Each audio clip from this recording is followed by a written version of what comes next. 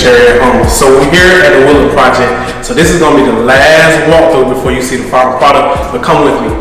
As you see, you can look down, we got our new hardwoods in the house, and as you can see, we have the drywall all throughout the project as well. Come on. Now you can actually see the spaces defined. When you have all the drywall up, it has been sanded and finished, and now you have the laundry room over here.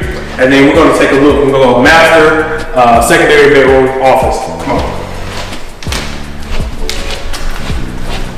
Now this master bedroom is massive and it has a defined space, so it's so much bigger and it feels like an airy master bedroom where someone is going to enjoy their time. You got your natural light with the windows.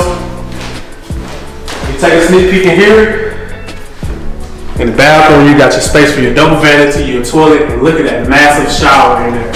That shower is massive. We got the tile covered up right now, just protected, but we'll get that done. Now you walk into this massive master closet. So much space where they'll be able to have plenty of storage for everything in here. At the homeowner's request, we got to close up this window, so we'll get that closed up ASAP.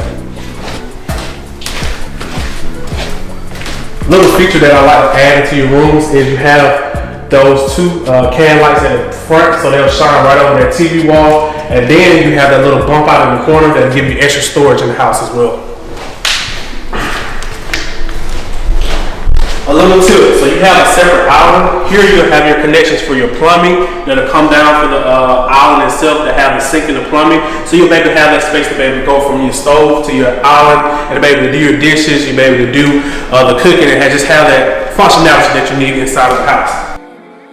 Guys can remember from previous windows, we actually took space from this bedroom and added it over in the master, but you still have a nice size secondary bedroom here where it could be an office. You have a large closet for storage as well. A third bedroom that we really didn't do too much, it just came in and shaded the ceiling and put in a 1/4-inch drywall just to make it a flat ceiling instead of that popcorn ceiling that we had from the early 1930s or 40s.